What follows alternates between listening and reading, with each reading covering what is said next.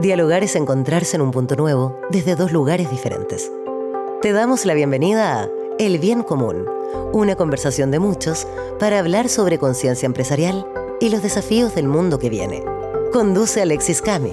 Esta semana, en un nuevo capítulo de El Bien Común, Alexis Cami conversa sobre los desafíos de la implementación de la Ley Carin en las empresas, con Juan Ignacio Monge, socio líder del área laboral en Garnham Abogados, y Héctor Jaramillo, gerente corporativo de seguridad y salud en el trabajo de Mutual de Seguridad. Juan Ignacio, Héctor, bienvenidos a este capítulo de El Bien Común, donde vamos a estar hablando de un tema que tiene a muchas empresas y organizaciones bien nerviosos en estos días, ¿no? Que tiene que ver con la Ley Carin. Para partir, ¿por qué no partimos de la introducción? ¿Qué motiva esta ley? ¿De dónde viene? ¿Cuál es el dolor social que se está intentando aminorar?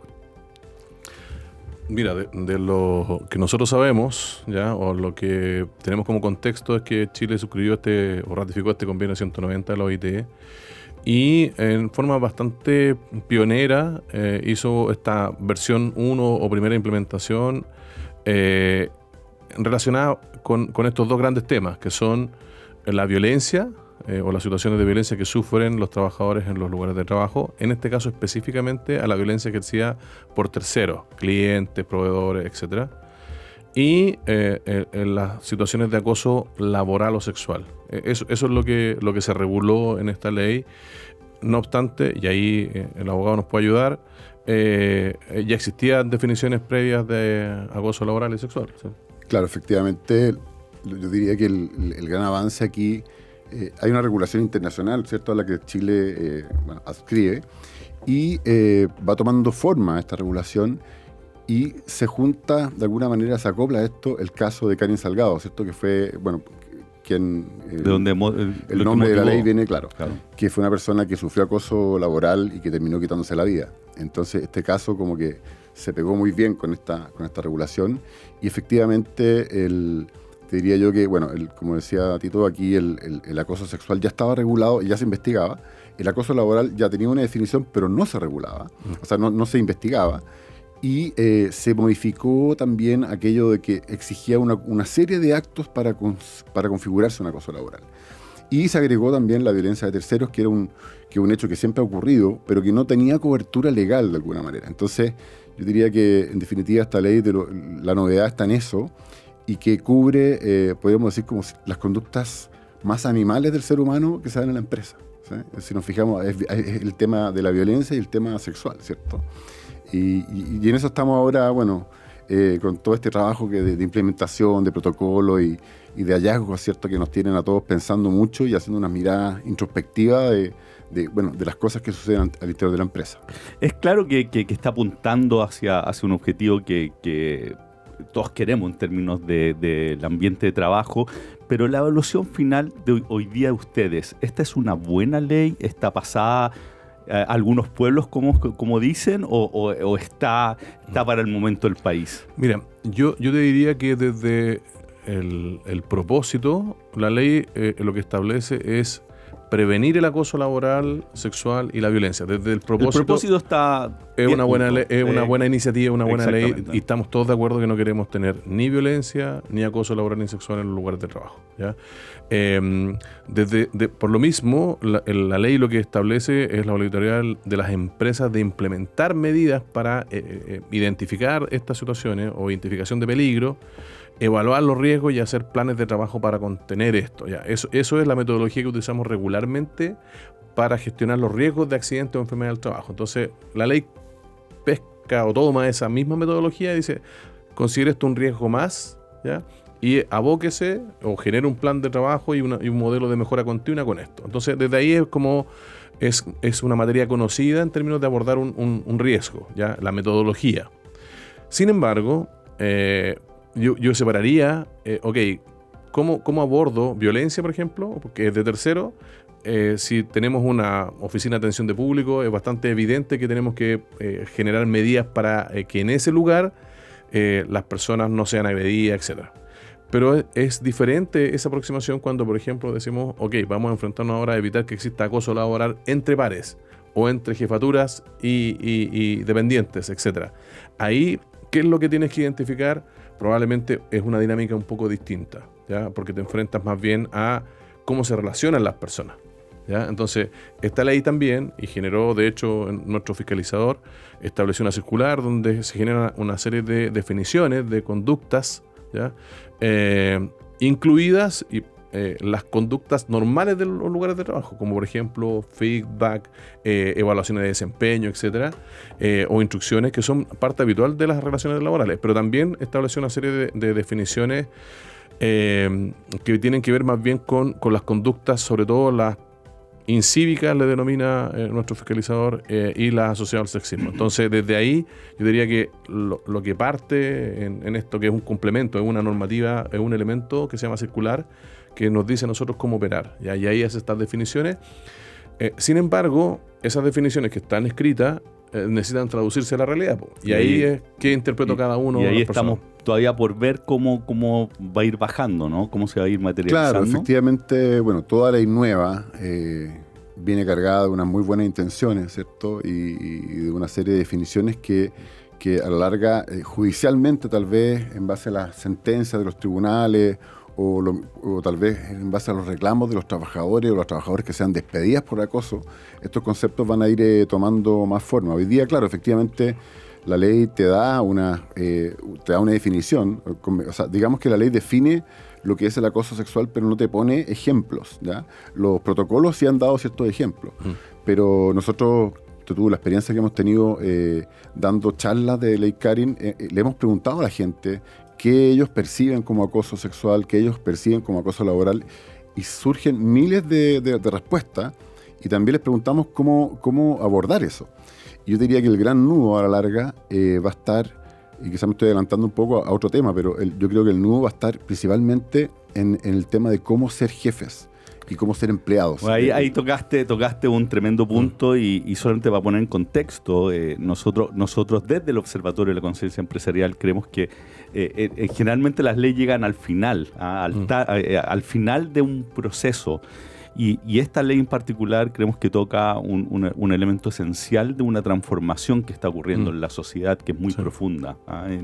Nosotros hablamos de 3 fenómenos que se acoplaron: todo el tema tecnológico, la cuarta revolución industrial, la emergencia climática y la crisis de sentido. Esta crisis que tiene a la gente preguntándose, bueno, pero ¿para qué hago estas cosas? ¿Por qué estoy haciendo esto? Y estos 3 fenómenos están produciendo un quiebre muy profundo en la sociedad. Hablamos de un cambio de paradigma, en donde creemos que es clave que redefinamos la forma de relacionarnos, que es un poco lo que estabas diciendo tú, Nacho, en términos de que la empresa hoy día tiene que avanzar hacia un modelo más consciente. Nosotros hablamos de conciencia empresarial, de que la empresa tome en consideración el impacto que tienen, que cada una de las personas tomen en consideración los impactos que tienen en terceros y también en la sociedad y en el planeta, en todos los públicos de interés. Entonces hablamos de que el camino es hacia la transformación en empresas conscientes. Empresas conscientes, empresas que son rentables, ayudando en el camino a hacer una mejor sociedad y un mejor planeta. Ese es el camino. Y un punto esencial, volviendo al punto que acabas de tocar, es que uno de los cambios grandes para nosotros es el cambio de jefe al líder.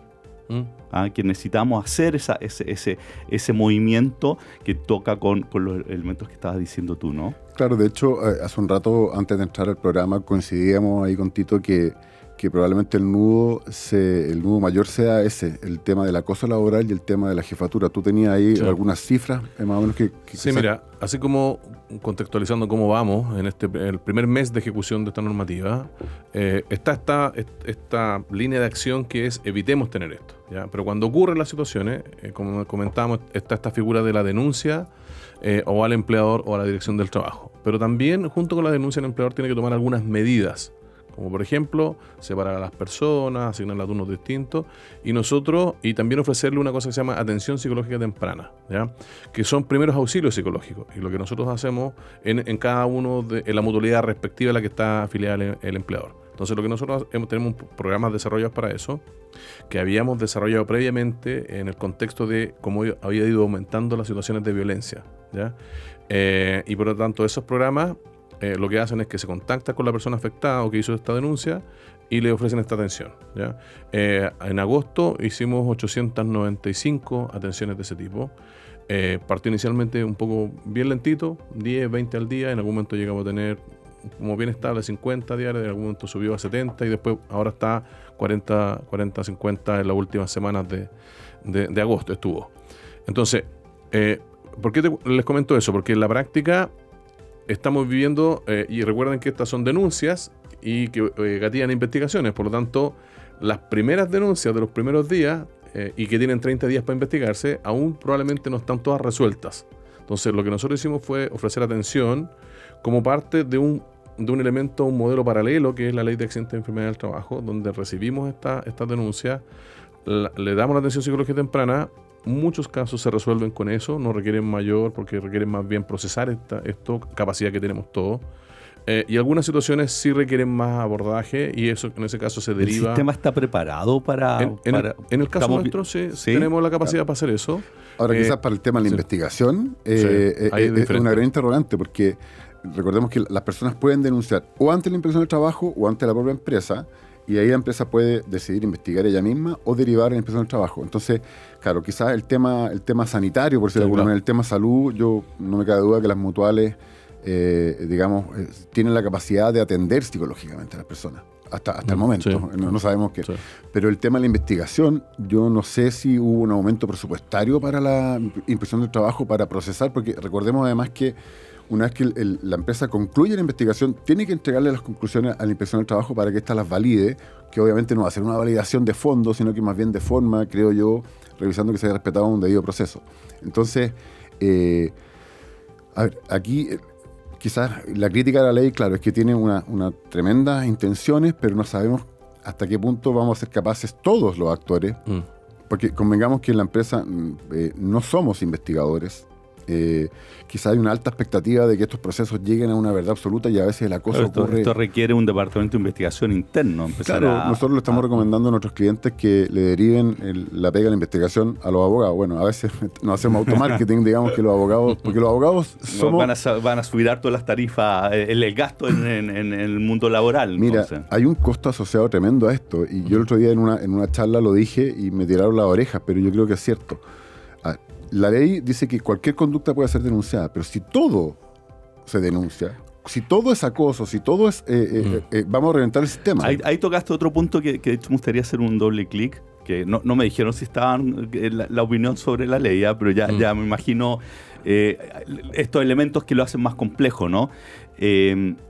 Esta crisis de sentido que hablábamos, que se instala desde los años 60, tiene que ver con lo que se llama la caída de los grandes relatos, la caída de estas verdades que eran grandes, que nos guiaban, y estamos viviendo la época de la posverdad, en donde, como no hay una verdad allá afuera, ¿cierto? Mi verdad está basada en lo que yo siento, y mi verdad es mi verdad. Entonces, en un escenario en donde por una parte estamos viendo una gran epidemia de salud mental, con la velocidad de los cambios, la crisis de sentido, la epidemia, los cambios tecnológicos, etcétera, hoy día cualquier cosa puede ser interpretado como un acoso. Sí. Entonces, ¿dónde está ahí la línea? Mira, déjame contarte un par de anécdotas, pero hace poco estaba dando una charla en un colegio católico. Yo le dije, mira, esto sería tan simple si todos respetáramos ese mandamiento de Jesús de amar al prójimo, ¿cierto? Sería, si respetáramos ese mandamiento, en esta lógica, digamos, católica, me imagino que en otras religiones también deben haber mandamientos de amor. Nosotros lo incorporamos en el tema de la conciencia. O sea, si incorporáramos eso, no necesitaríamos una ley. Exactamente. Y conversaba también con un primo filósofo. A propósito, estaba preparando también una charla, le dije, dame algunos inputs, y me decía que la república más corrupta es la que tiene más leyes. Es una frase de Tácito, ¿cierto? Y que Aristóteles también dice que el legislador tiene que ocuparse sobre todo de que haya amistad entre los ciudadanos, porque eso soluciona o evita muchos problemas legales, ¿ya? Entonces, claro, estamos en una sobreregulación. O sea, estamos en este tema que comentabas tú de que hay una epidemia, ¿cierto?, de salud mental. y también que hay una verdad líquida, no sé cuál es la palabra, digamos, cuál es la verdad.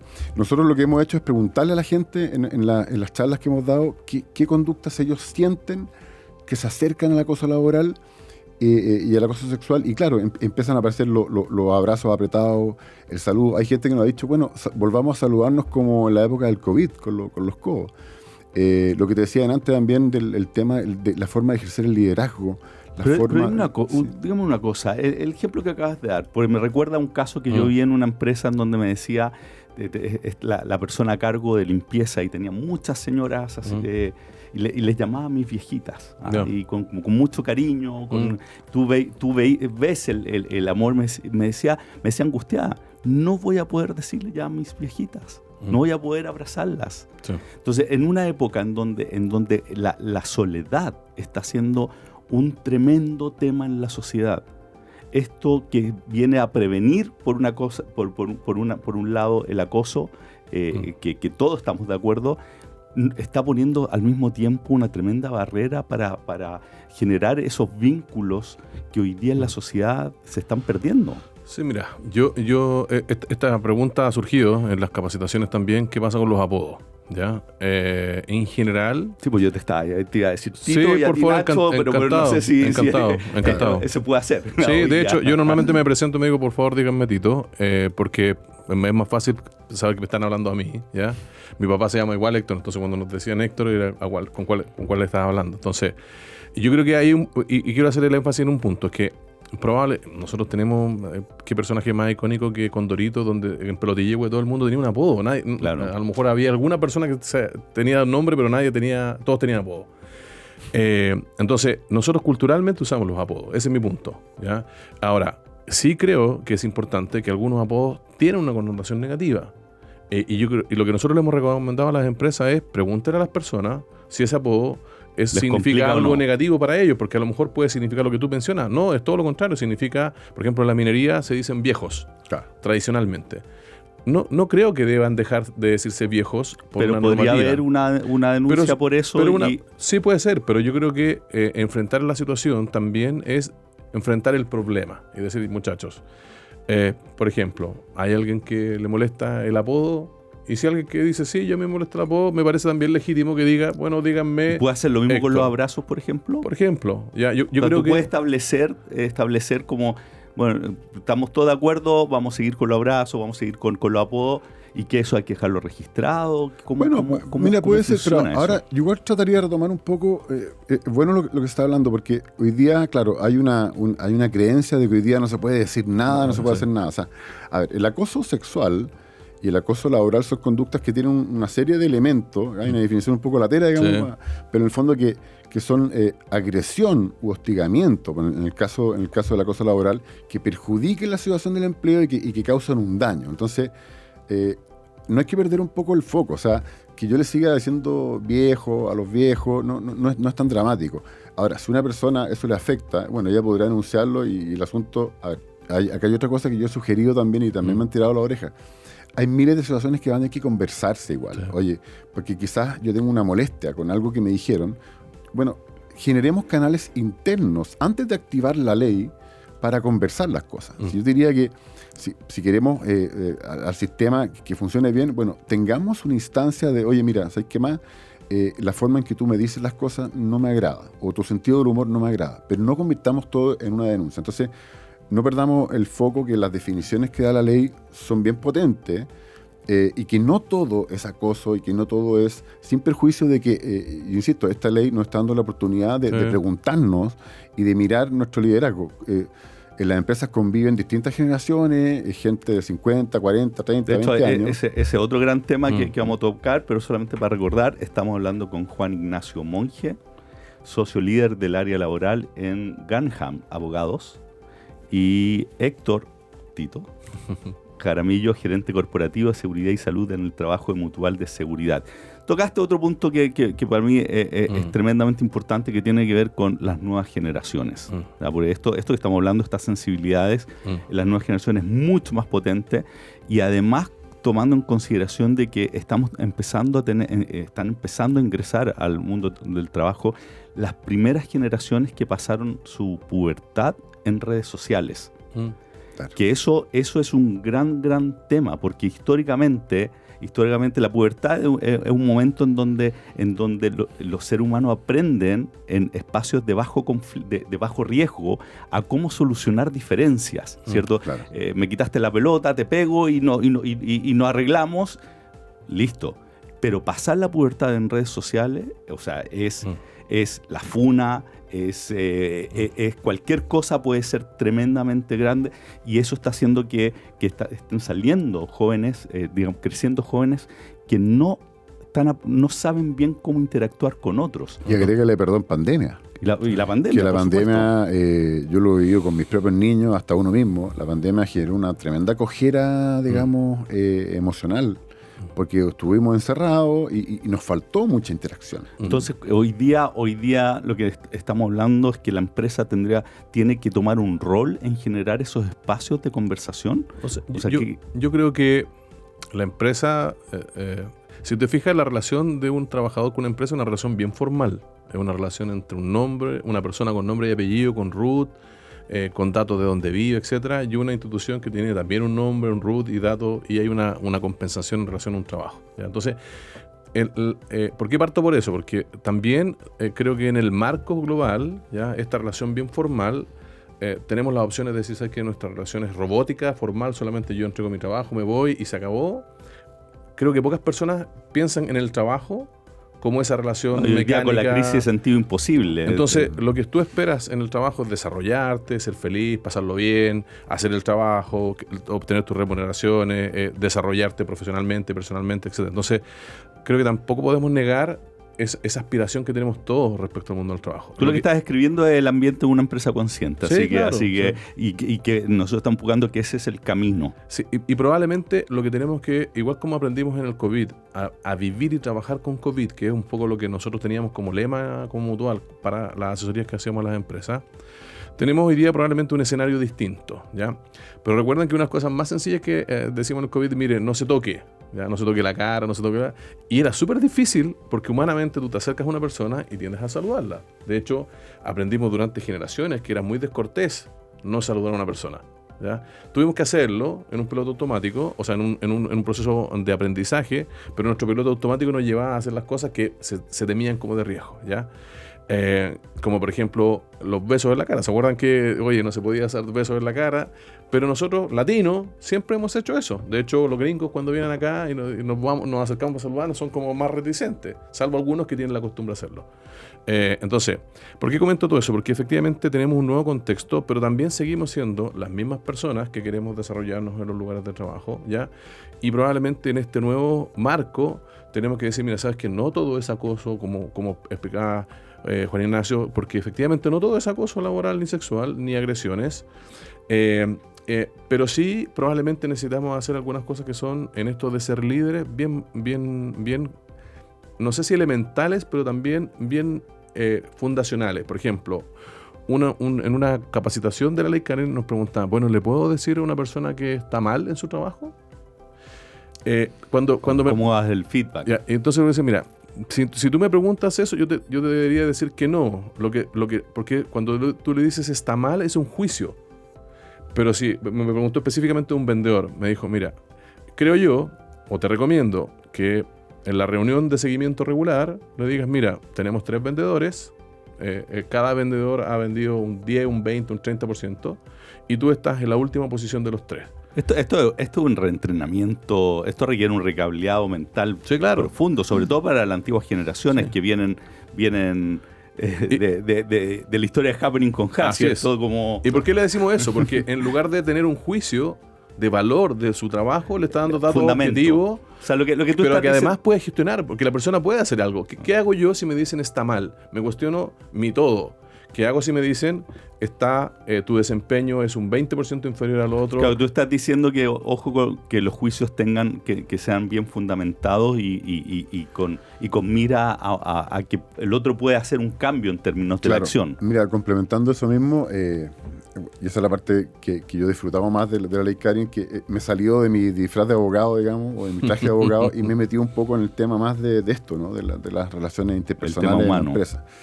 porque también uno trata de agregarle valor a la... Sí, claro. Entonces, a propósito del feedback, de esta cuestión, claro, desde luego, le hemos dicho a los jefes, primero la conversación, tienes que tenerla en un lugar privado y no los gritos, porque muchas veces la gente se queja de que en el pasillo nos gritan, oye, esta cuestión está mal. Entonces, desde luego busca un momento apropiado para dar el feedback.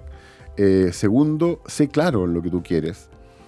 Tercero, en vez de decir tenemos un problema o estáis mal, oportunidades de mejora. Hay a veces usar palabras media eufemísticas, pero está bien, es como, mira, estamos con este tema, ¿cómo te ayudo a resolverlo? Porque me ha tocado oír muchas veces, no, es que yo hablé con él, ¿y cuándo hablaste con él? Hablé en marzo.